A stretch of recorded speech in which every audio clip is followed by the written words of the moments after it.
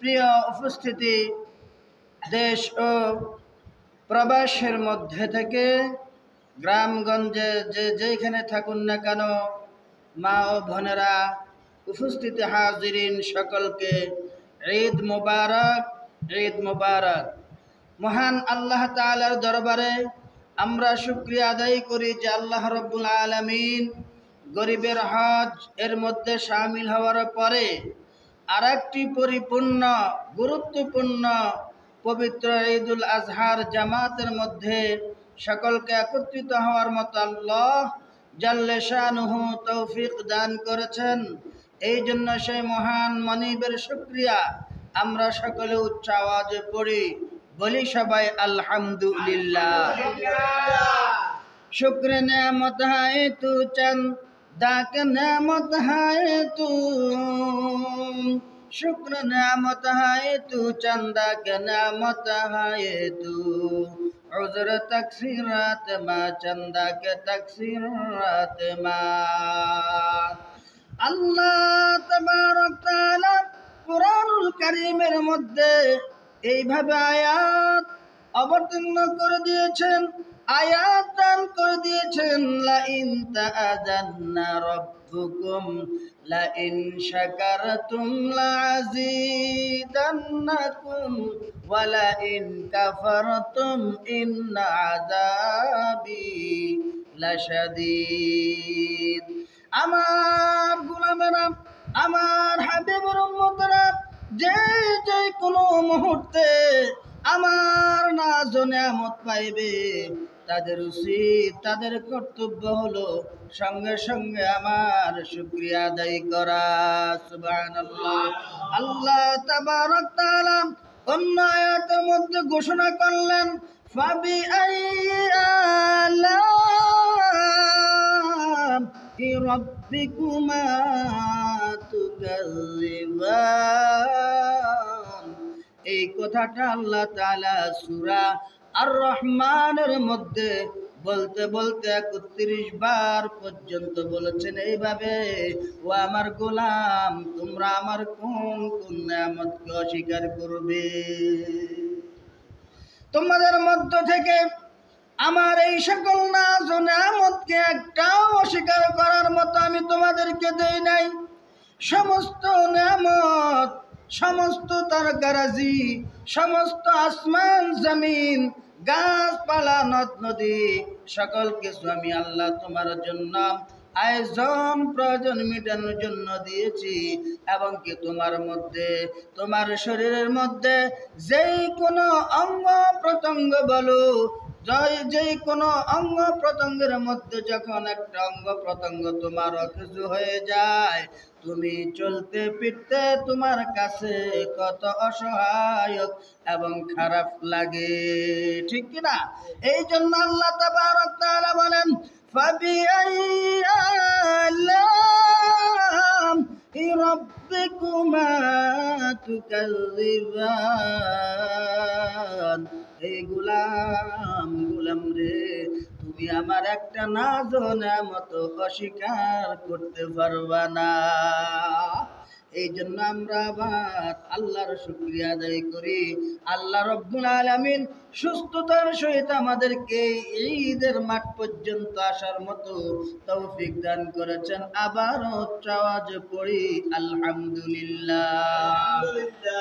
সম্মানিত উপস্থিতি, আজকে আমরা শেষ মুহূর্তের মধ্যে, ঈদুল আজহার শেষ মুহূর্তের মধ্যে পৌঁছে গেলাম।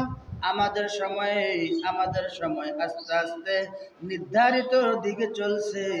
এখন আমরা যে দিকে আসি থাকি না কেন, অতি তাড়াতাড়ি আমরা জামাতের মধ্যে শামিল হয়ে যাই।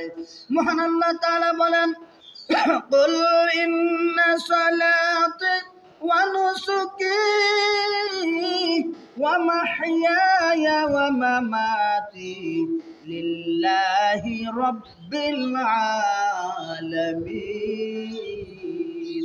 হে নবী, কোন নবী? হে নবী, আপনি বলে দিন, আপনি বলে দিন, কি বলতাম আল্লাহ তাবারক তাআলা বলেন, হে নবী আপনি আপনার উম্মতদেরকে এই কথা বলে দেন, কুল ইন্না সালাতি, তাদেরকে নামাজের কথা বলুন। কিসের কথা? নামাজের কথা বলেন। ইন্না সালাতি ওয়া নুসুকি, এবং দান খয়রাতের কথা বলুন। তার পাশাপাশি কুরবানির কথা বলুন, হজের কথা বলুন। যাই কিছু তারা সৎকর্ম করবে, এই সকল কিছু তারা যেন আমি আল্লাহর জন্য করে। ওয়া নুসুকি ওয়া মাহইয়ায়া ওয়া মামাতি লিল্লাহি রাব্বিল আলামিন। এই আয়াতের মধ্যে যাহা কিছু রয়েছে সকল কিছু রব্বুল আলামিন বলেন এই সকল সৎ কর্ম তারা যেন আমার জন্য করে, আমি ছাড়া অন্য কারো জন্য যদি করা হয় এইগুলা সঠিক হবে না। নাউযুবিল্লাহ। মনের ভিতরে, অন্তরের ভিতরে, আমাদের শরীরের ভিতরে যদি কোনো রকম রিয়া অহংকার আসে, তাহলে যেই কোনো কাজ করি না কেন ওই সকল কাজ আল্লাহ রব্বুল আলামিনের দরবার পর্যন্ত পৌঁছবে না। তাই আল্লাহ তাআলা সূরা কাউসারের মধ্যে বলেন, ফাসাল্লি লিরাব্বিকা ওয়ানহার।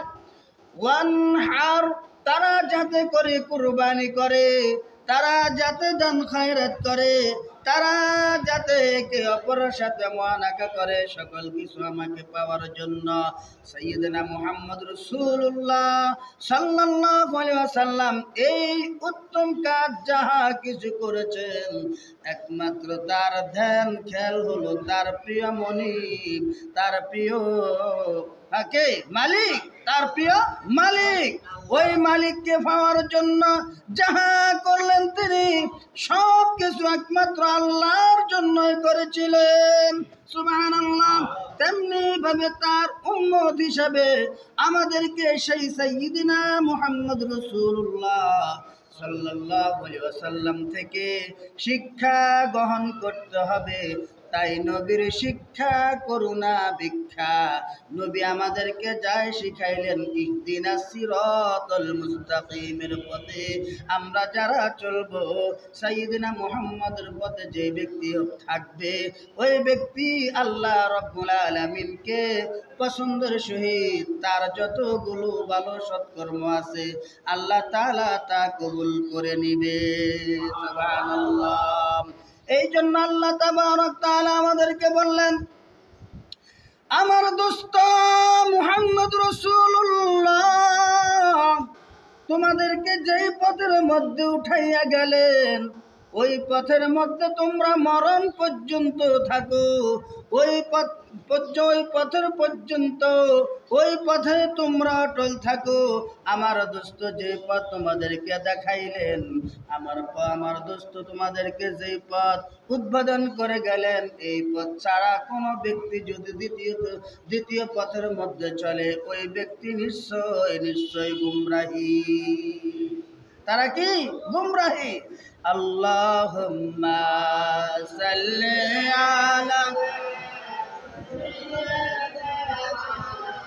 মাওলানা মুহাম্মদ ওয়া আলা আলি মাওলানা মুহাম্মদ। ইচ্ছা করলে নবী ভারে থাকতে পারতেন আরশে, ইচ্ছা করলে থাকতে পারতেন আরশে। উম্মতেরি মায়ায় নবী শুয়ে আছেন জমিনে। আল্লাহুম্মা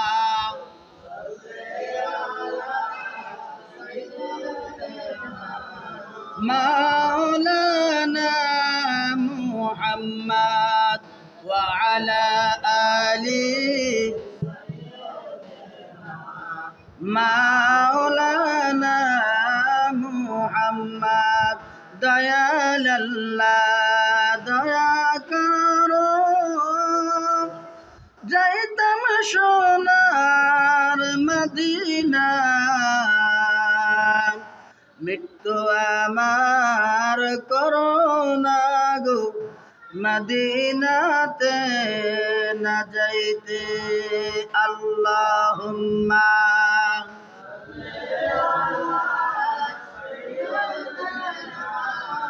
মাওলানা মুহাম্মদ ওয়া আলা আলি